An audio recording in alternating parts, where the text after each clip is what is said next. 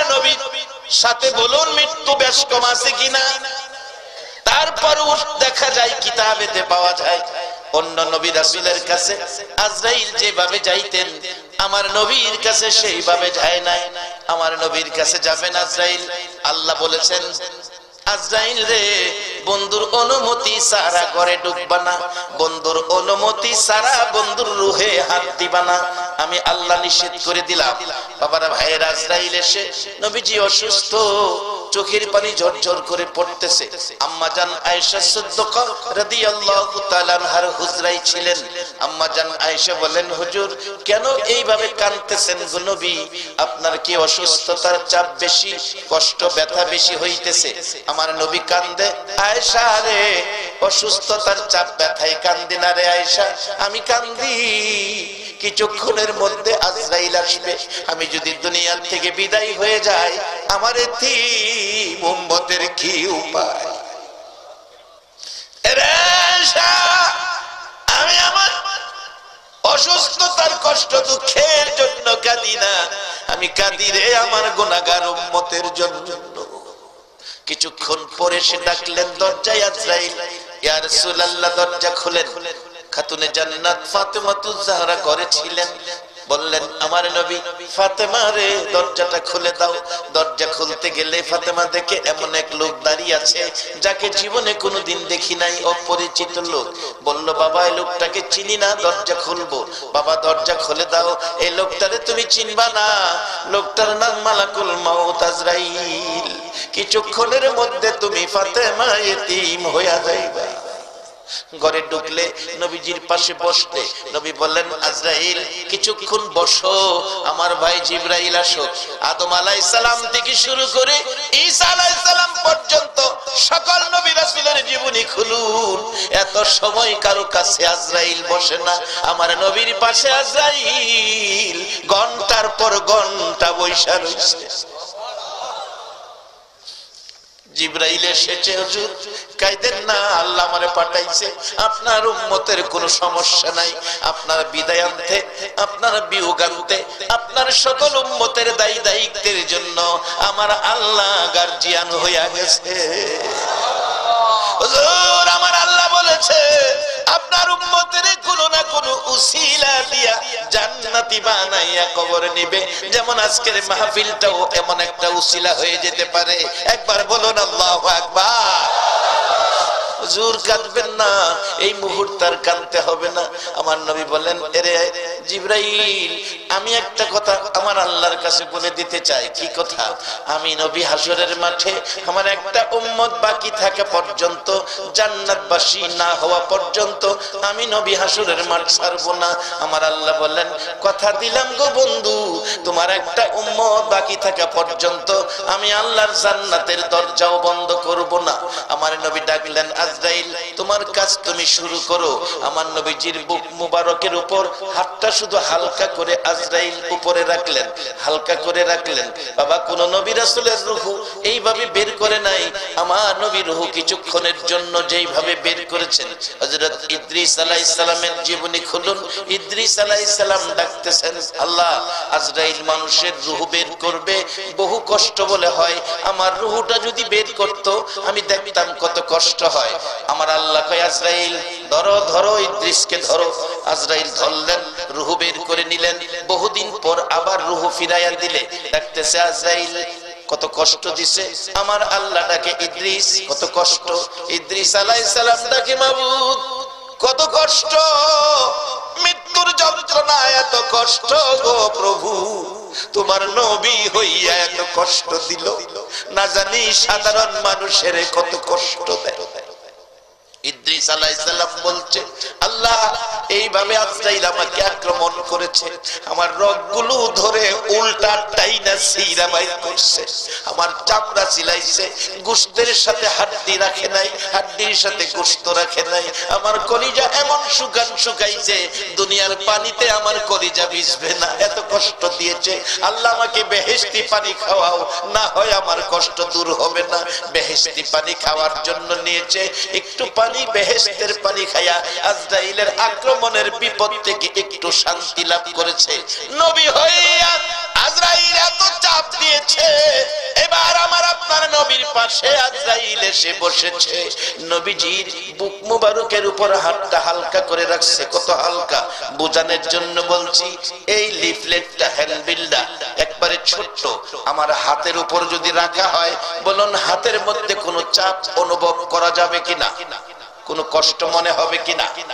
এই কাগজটা রাখলে যেমন কোনো কষ্ট না, এর চেয়েও আরো হালকা করে আজরাইল নবীজির বুক মোবারকের উপর হাতটা রাখলে আমার নবী গাল বেয়ে বেয়ে চোখের পানি ছাড়ে।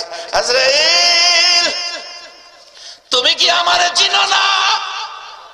আমি যদি না হইতাম রে আজরাইল, তুমি হইতা না। তুমি কি আমারে চিনতে পারলা না? আমি যদি না হইতাম আল্লাহর আরশ কুরসি লৌহ কলম কিছুই হতো না। তুমি কেন আমাকে এত কষ্ট দিতেছ রে আজরাইল?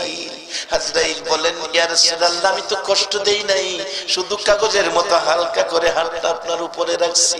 আমার নবী কান্দে, আজরাইল তুমি তো বলতেছো হাতটা হালকা করে রাখছো, আমি দেখি রে আজরাইল এত কষ্ট এত ব্যথা পাইতেছি, মন কয় আমার বুকের উপর যেন 7টা আকাশ 7টা জমিন পুরাটাই বুকের উপর চাপাইয়া দিছো।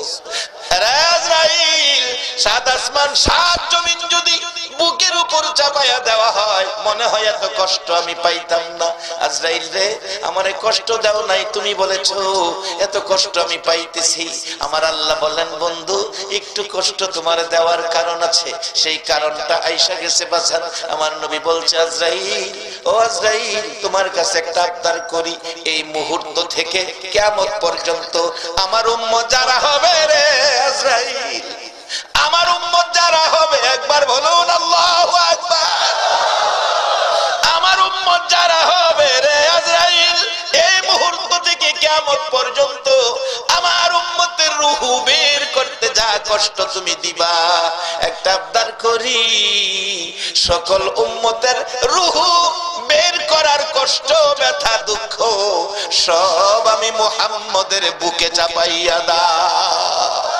আরে উম্মতের কান্ডার নবী রহমতের ভান্ডার, বলুন উম্মতের কান্ডার নবী, নবী বিনে রোজ হাসরে কে করিবে পার, নবী বিনে রোজ হাসরে কে করিবে পার, উম্মতের কান্ডার নবী রহমতের ভান্ডার, উম্মতের কান্ডার নবী,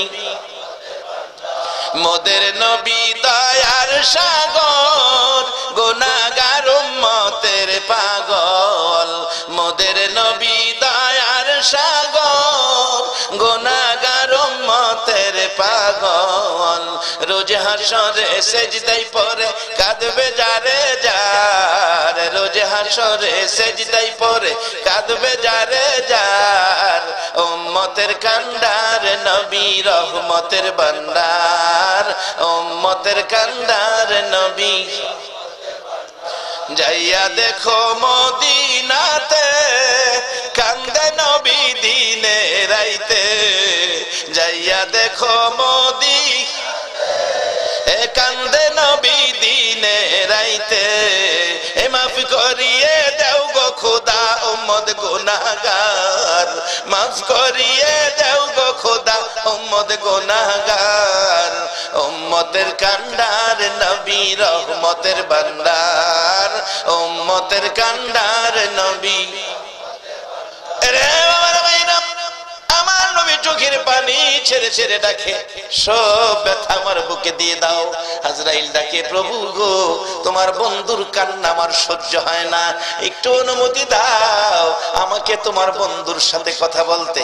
অনুমতি পাই আজরাইল ডাকে, হুজুর কাঁদবেন না, আমি আজরাইল আপনার রূহের আপনার বুকের মোবারকে হাত রাইখা কসম খাইলাম, আপনার উম্মত যারা হবে, আমানু যারা হবে, আপনাকে যারা ভালোবাসবে, আপনার আদর্শে যারা চলবে, হুজুর আপনার উম্মত আমানু হইয়া, আপনার উম্মত আপনার পরিচয় লইয়া, আপনার ভালোবাসা লইয়া, আপনার উম্মত যখন মৃত্যুর কুলে আসবে, আমি আজরাইলের কাছে যখন আসবে, হুজুর আমি আজরাইল আপনার সাথে কথা দিলাম কাঁদবেন না। মা যেমন বাচ্চা ঘুম পাড়ায়, বাচ্চা কুলে নিয়ে ঘুম পাড়ায়, মা স্তনের দুধ খাওয়ায় আর বাচ্চাকে ঘুম পাড়ায়, মা ঘুম পাড়ায়, বাচ্চা দুধ খাইতে খাইতে মার কোলে ঘুমিয়ে গেলে মা বাচ্চাকে বিছানায় শোয়া আস্তে করে মুখ থেকে মা স্তনটা বাইর করে নিয়ে আসে। বাচ্চাটা ঘুমায়া গেলে মা আস্তে করে স্তন বাচ্চার মুখ থেকে বের করে নিয়ে আসে। হুজুর বাচ্চা যেমন ঘুমিয়ে গেলে মা স্তন মুখ থেকে বের করে নিয়ে আসে, বাচ্চা খবর পায় না গো নবী। এর চেয়ে আরো সুন্দর করে আপনার উম্মতেরা ঘুমিয়ে যাবে, আমি আজরাইল রূহ আরো আস্তে করে বের করে নিয়ে আসবো। সেই নবী চিনা, নবী মানা, নবীর উম্মত হওয়া, নবীর পক্ষে থাকা, বলুন আমাদের দরকার আছে কিনা? বাবারা তাহলে কি লাভ হবে? আসুন সামনে মহব্বতে আরো দুরূদ মদিনায় পাঠান। আল্লাহুম্মা সাল্লি সাইয়্যিদানা মুহাম্মাদ, আল্লাহুম্মা সাল্লি মুহাম্মাদ নাবি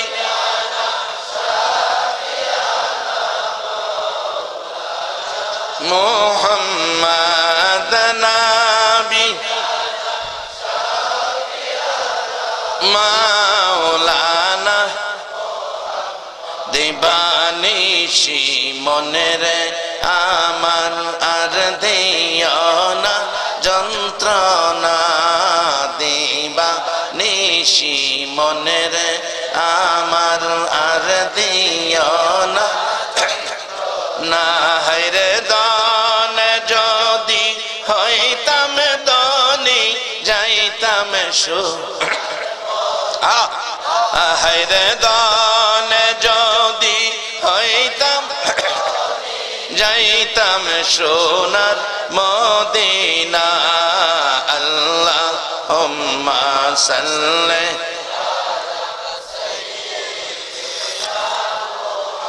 মা'আদ, আল্লাহুম্মা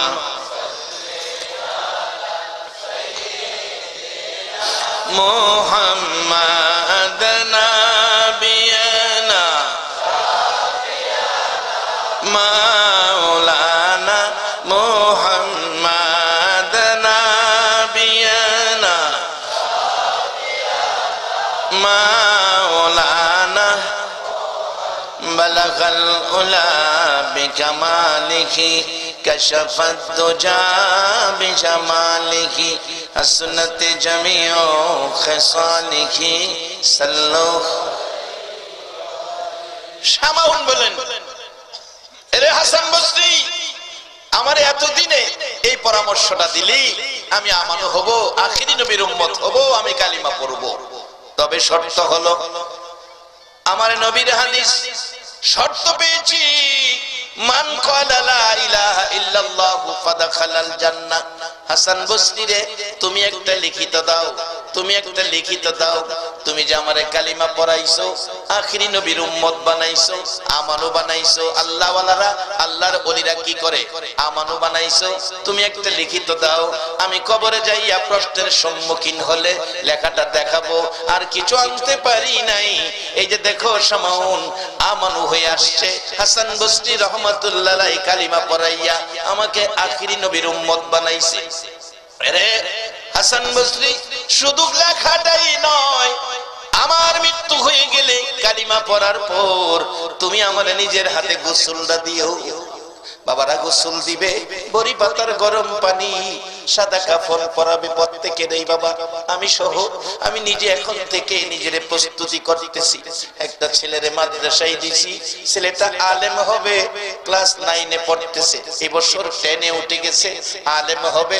আমি বলেছি বাবা জানাজার নামাজের নিয়ত ভালো করে শিখো, তোমারে মাদ্রাসায় পড়াইছি তোমার রোজগার খাওয়ার জন্য নয় গো বাবা। আমার যেদিন মৃত্যু হবে সাদা কাফনের প্যাকেট হব, যেদিন আমার জানাজার সামনে শুয়াইয়া তোমার বড় ভাই আমার বড় ছেলে চোখের পানি ছেড়ে ছেড়ে বলবে আমার বাবারে মাফ করে দিও। সেদিন তুমি আমার ছেলে আলেম হইয়া তুমি আমার জানাজাটা পড়বে, এটাই জীবনের শেষ আশা। বাবারা মুর্দারকে গোসল দিয়ে কাফন পরাইয়া মাথার বানটা খুইলা রাখে লোকেরা দেখার জন্য।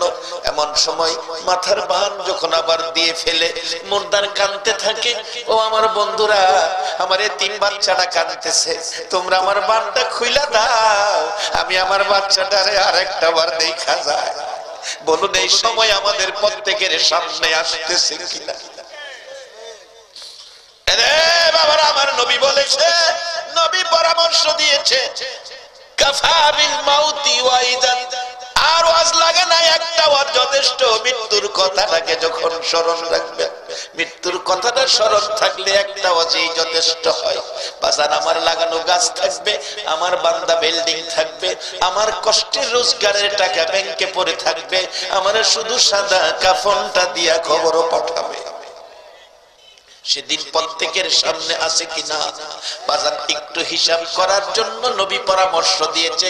আর দুনিয়াও মাজরাতুল আখিরা, দুনিয়াটা আখিরাতের বাজার।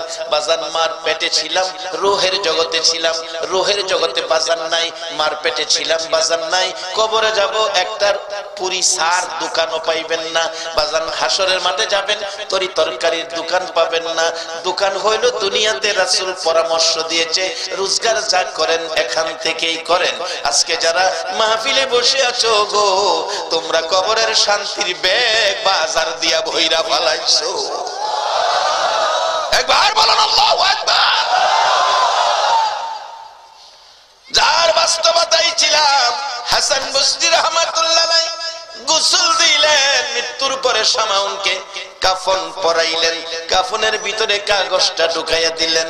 জানাজা শেষে কবরে দাফন করে বাড়িতে এসে ঘুমিয়ে গেলেন। আল্লাহর ওলি হাসান বসরির জীবনীতে লেখে, রাত্র গভীর স্বপ্নে দেখতেছে সামাউন জান্নাতি পোশাক পরে আয়েশা ডাকতেছে, হাসান বসরি এই তোমার কাগজটা তোমার দেওয়ার জন্য আসছি, এই তোমার কাগজ তুমি নিয়ে যাও, তোমার কাগজ আমার প্রয়োজন পড়ে নাই রে হাসান বসরি। আমি আখিরি নবীর উম্মত হইয়া নবীর কালিমাটা লইয়া কবরে যাওয়ার কারণে আমার আল্লাহ আমার জান্নাত দান করে দিয়েছে। এই জান্নাতের পথে উম্মতের উঠাইয়া দেওয়ার জন্য আমার নবী 63 বছর জিন্দেগির কষ্ট। মা আয়েশা সিদ্দিকা বলেন, পৃথিবীর মানুষেরা রে, আমার নবী এই পথে মানুষকে বুঝাইয়া একেবারে বিকাল হয়ে গেছে। আমি আয়েশার হুজরায় এসে ঢুকছি। আয়েশা বলছে, আয়েশা পেটে বড় খিদারে, খাবারের কিছু আছে কিনা? রাসূলকে বললেন, হুজুর ব্যবস্থা আছে, আপনি বসুন। নবীজি বসে গেলে একটা প্লেট সামনে রাইখা দস্তরখানা বিছাইয়া একটা খেজুর মা আয়েশা সিদ্দিকা নবী পাকের সামনে রাখলে আমার নবী একটা খেজুর দেখে খায় না, খেজুরের দিকে তাকিয়ে আছে। একটা খেজুর আয়েশা দিল, তাতে বোঝা যায় ঘরে বুঝি আর খেজুর নাই। আমার পেটে যেই খিদা, একটা খেজুর যদি আমি খেয়ে ফেলি তাহলে আয়েশা তো না খায়া থাকবে। আমার নবী কি সুন্দর আদর্শ, কি চিন্তা নবী করতেন, কি জিনিস উম্মতের জন্য রেখে গেলেন, কত ভালোবাসার পথ দিয়ে গেলেন। আমার নবী একটা খেজুর একা না খাইয়া এটাকে মাঝখানে বন্টন করে অর্ধেক খেজুর খাইয়া পানি পান করে চলে গেলেন। মা আয়েশার সিদ্দিকের উদ্দেশ্যে অর্ধেক খেজুর রেখে গেলেন। রাত্র আবার হুজরায় এসে ফিরে ডাকে, আয়েশা খাবারের কিছু আছে কিনা? মা আয়েশা সিদ্দিকা বলেন, হুজুর বসেন, খাবার আছে। অর্ধেক খেজুর নিয়ে সামনে হাজির করেছে। আমার নবী অর্ধেক খেজুর দেখে গো গাল বেয়ে চোখের পানি পড়ে। রে আয়েশা, তুমি কি খেজুর খাও নাই? হুজুর আমি খাই নাই। আপনি সারাদিন উম্মতের জান্নাতি বানানোর জন্য কষ্ট করেন গো নবী, আপনি আয়েশা না খাইয়া ঘুমাবেন এটা সম্ভব নয়। আমি আয়েশা করে থাকি, কষ্ট করি না, আমি না খাইয়া ঘুমাইতে পারি। হুজুর আপনি খেজুর খান, পানি পান করে আপনি নবী ঘুমান। আমার নবী খায়া না খায়া গো উম্মতের এই পথে আছে। আজকে কারা গো 1400 বছর পর আমার নবীর কষ্টের এই পরিবেশ লইয়া বসে আছে। আমার মন কয় তোমাদের জন্য আমার নবী ফুলসিরাতের ঘাটে বসে থাকবে। এই কষ্ট নবী 63 বছর জিন্দেগি করেছে এই পরিবেশটা পৃথিবীতে কায়েম করার জন্য। বাবা একটা দিন নবী দেখলাম না মক্কায় জন্ম হয়েও এইভাবে আসতে পারে না আবু জাহেল, আসতে পারে না আবু লাহাব, আসতে পারে না উতবা শাইবা, আর আমরা 6000 কিলোমিটার দূর 1400 বছর পর একটা দিন নবী দেখার ভাগ্য হলো না। তারপর আরামের ঘুম হারাম করে এই নবীর উম্মত হইয়া নবীর রেখে যাওয়া কোরআন সুন্নাহর পক্ষে বসা আপনাদের ভাগ্য যে কত।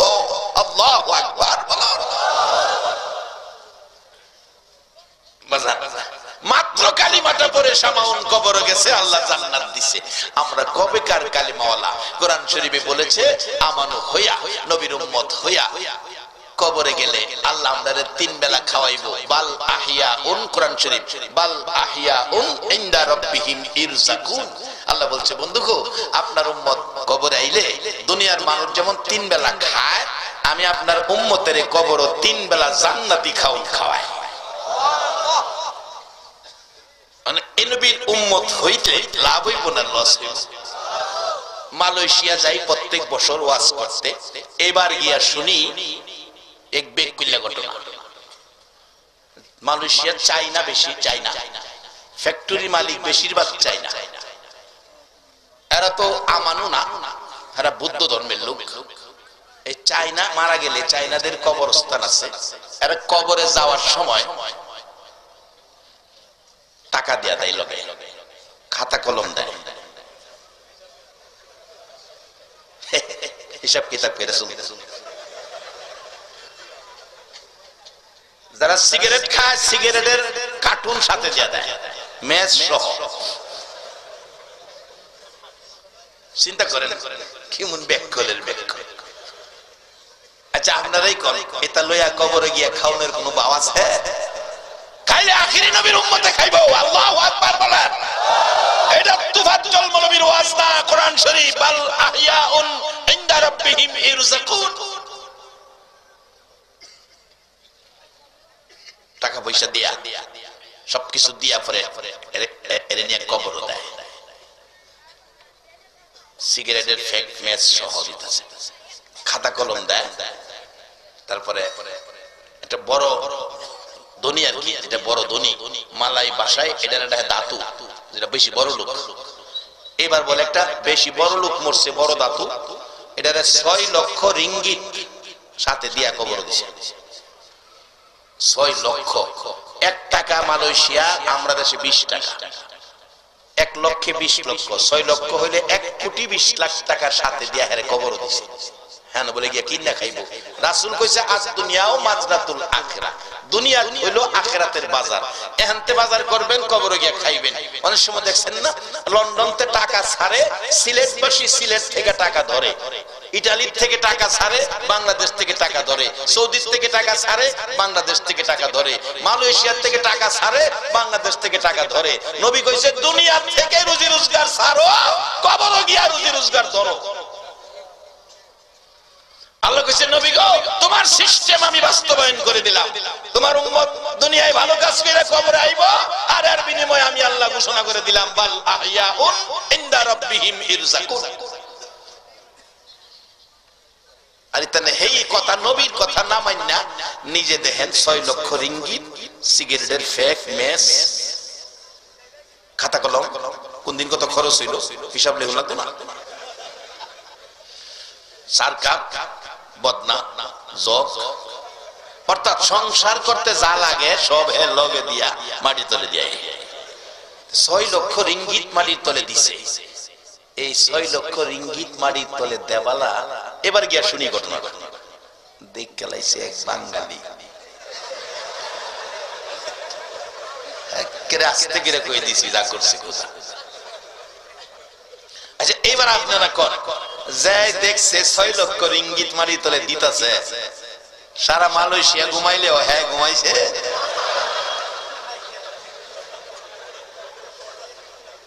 আরে 6 লক্ষ রিঙ্গিত তো একদিন খরচ করা শুরু করলে একদিন ফুরাইয়া যাইবো, এরপরে আর ঘুমায় না।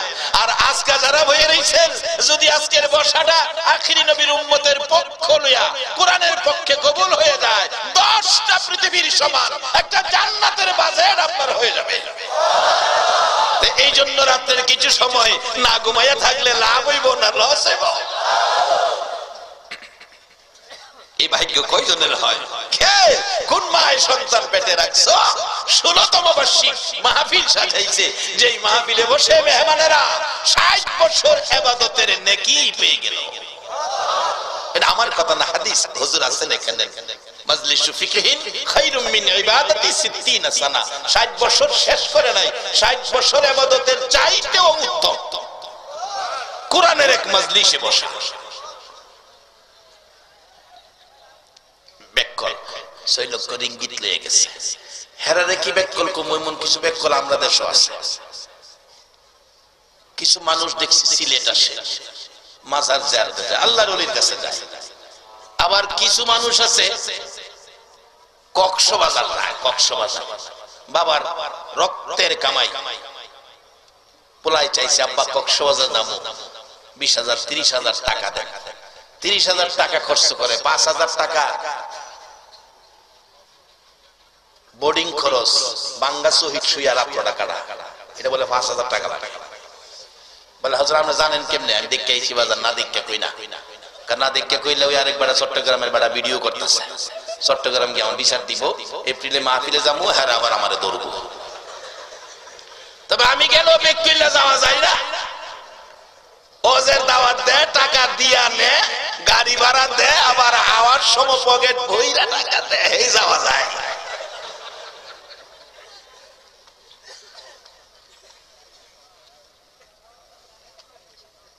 গিয়া দেখি এই বেকল ফুলাফান গুলি এই বাবার এই কষ্টের টাকা লইয়া গিয়ে হোটেল ভাড়া করে থাকে। সকালে উঠা কিচ্ছু নাই, কক্সবাজার কিচ্ছু নাই, শুধু সাগরের পানি ছাড়া কিচ্ছু নাই। পানি তো আমাদের দেশে টিউবওয়েলও আছে, সাগরের পানির চেয়ে টিউবওয়েলের পানি তো অনেক ভালো, কারণ টিউবওয়েলের পানি খাওন যায়, সাগরের পানি খাওন যায়। খালি পানি দেয় আর এটা না। এরপরে কি করে জান না, তো আপনারা তো দেখছেন না, যারা গেছে দেখি সকালবেলা গেছি, দোকান খুলতেছে, অনেক দোকান দেখি, খালি দেখি শর্ট প্যান্টের দোকান, শর্ট প্যান্ট, অন্য কোনো ভালো জিনিসের দোকান নাই। আর বার্মিজ স্যান্ডেলের দোকান আছে, বাবুল ভাই আছে, ওই ক্যাসেট করতেছে, উনি চিটাঙ্গের মানুষ। বার্মিজ বার্মায়া কিছু ফন্সের স্যান্ডেল আছে, আর শুধু শর্ট প্যান্ট। শর্ট প্যান্ট চিনছেন তো? এটা ভাঙ্গা বুঝান লাগবো, ভাঙ্গা বুঝাই তাহলে গুমটাও ভেঙে যাবে। এক বেচারা ফাইজমা বানাইছে, নামাজি মানুষ, ফাইজমা তো যে বানাইছে গড়ার নিচে গেছে, গড়ার নিচে ফাইজমা বিন্দা তো নামাজ হবে না। সকালবেলা স্ত্রীর কইছে, কই গো ফুলার মা, ফাইজমাটা বড় হয়ে গেছে, এটা আদাত কাইটটা কমাইয়া এটা বালা করে সিলাইয়া রাখতো, নামাজের জন্য এটা সুবিধা না। জোহরের সময় নামাজ পড়তেছে, পোলার মার খেল নাই, এটা আর করে নাই, ফাইজমা ফিরে দেখে আগের জায়গাতে। পরে মেয়েরে কইতেছে, মা তোমার মারে কইলাম কথাটা শুনো না, তুমি এটার আদাত কমাই আজ সিলিদা দিও। মেয়ে কো আব্বা আমি সিলিদা দিব। আসরের সময় পড়তেছে, আয় দেখে আগের জায়গাতে। কি গো মায়া? আব্বা আমার মন নাই। ফোলার বউ রে কইছে, বউ দুইজনে কইলাম শুনলো না, তুমি তো ফোলার বউ, আমার কথাটা শুনো, এটার আদাত কমাই আসিলে। মাগরিব পড়তে হয়েছে, আয়াতে আগের জায়গাতে। কি গো? আব্বা আমার মন নাই। ছোট বই না ছিল একটা, বোনের কইছে, বোন গো হেরা তো করলো না, তুই তো আমার বোন, ভাইয়ের দরদটা তোর কাছে আছে। ভাই কি করতাম? কয়টার আদাত কমাইস। আচ্ছা গেছে এসার পড়তে হয়েছে, আয়াতে আগের জায়গাতে। কি রে? ভাই আমার মন নাই। পরে বেচারা মনটা কষ্ট, 60 জন গেলাম, কাজটা করলো না। পরের দিন সকালবেলা ঘুম তুইটা কেউ উঠছে না ঘুমতে, বাড়ি অনেক স্বামীর মনে কষ্ট দিচ্ছি, স্বামীর মনে কষ্ট দিলে এটা আল্লাহ মানতো না, কাজটা খারাপ করছি। তাড়াতাড়ি কেউ ঘুমতে না উঠবার আগেই এটা আদাত কাইটা সিলি দিয়ে ধুয়ে রাখছে। মেয়ে ঘুমের থেকে ওইটা কয়, আব্বার মনে কষ্ট দিছি, মা বাবার মনে কষ্ট দেওয়া বড় ব্যথা। মেয়ে ওইটা আদাত তিলি দিয়ে ধুয়ে দিছে। ফুলার বউ নাস্তা টাস্তা রান্না করছে, রান্না করে কয় ওখানে কাম কাজ নাই, শ্বশুরে কইছিন ফাইজমাটা কমাইতাম, এটা না কমাইলে কাম না। ফুলার বউ আদাত কাটতে এটা রেখে দিয়েছে। নাস্তা টাস্তা খাইয়া যার যার কামে গেছে গা। বোন কই, ভাই যে কইলো কালকে কথাটা শুনলাম না, এমন অন্যায় মানুষে করে বড় ভাইয়ের সাথে। বনো গিয়া এটার আদাত কাইটা এটা থে দিছে। বড় ভাই জোহরে নামাজও যাইবো, আইছে নামাজও যাইবো, ফাইজুমা ফিনবো, আয়া ফাইজুমা ফিনদা দেখে এটা হাফ প্যান্ট হয়ে গেছে, বাজারে দুই শর্ট প্যান্ট। আমরা ছোটবেলা শুনছি হাফ প্যান্ট, আমরা ছোটবেলা শুনছি হাফ প্যান্ট, আর ওখানে হয়েছে এটা শর্ট প্যান্ট। গিয়া দেখি কক্সবাজার কয়েকটা শর্ট প্যান্টের দোকান, এও নতুন না বাজান, সব পুরান। আমি জিগাইলাম দোকানদার রে, বাজান এইগুলি কি বিক্রি হবে এখানে, এগুলি কেউ নিবে? এই পুরান শর্ট প্যান্ট লিয়ে বসে রয়েছেন। হুজুর এখানে কিছু পাগল আছে, আপনারা না, আপনারা জান গা। আমি বললাম এটা কোন পাগল রে, এটা কিনে আমার দেখুন লাগবো। আমি কেন আজ দেখা যাবো, কত একটু খার হইনি, কিনে না হুজুর, এটা 20 টাকা ঘন্টা ভাড়া দেই। কেমন ব্যাককল চিন্তা করেন, 20 টাকা ঘন্টা শর্ট প্যান্ট ভাড়া লইয়া, বড় ফ্যান খুললা শর্ট প্যান্ট ফইরা একটার গলা তাকটা দইরা 10টা 20 টাকা নাচে, এই লোক কক্সবাজার। আচ্ছা এই কামটা না কইরা যদি এমন একটা কোরআন হাদিসের মাহফিল বসায়, বলুন আখিরি নবীর উম্মতের জন্য কোরআন হাদিসের মাহফিলটা ভালো না খারাপ? কে কোন মায়ের সন্তান পেটে রাখছো? আজকে চান্দাইর জমিনে দক্ষিণ সুরমার জীবন ধন্য করে দিয়েছে, এই মাটিতে রহমতের ফেরেশতা ভরপুর হয়ে গেছে। আল্লাহ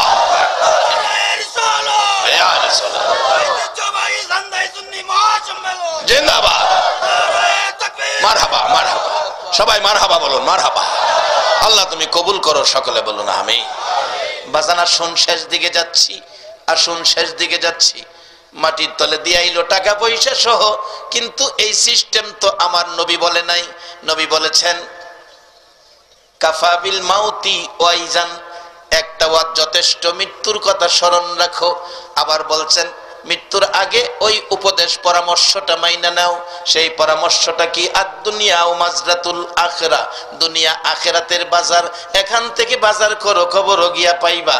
বাজান আজকে যারা এ বাজার সাজাইছো, এই বাজার কবরের সঙ্গী হইয়া যাবে। বাবারা ভাইয়েরা, কবরের সঙ্গী হয়ে যাবে আজকের এই বাজার। কিন্তু চাইনা ব্যাককলেরা এই পথে না আইসা, আমানু না হইয়া, কালিমাওয়ালা না হইয়া, নবীর উম্মত না হইয়া তারা কবরে চলছে। 6 লক্ষ রিঙ্গিত দেখছে এক বাঙালি। বলুন হের কিরাইতে ঘুমাছে।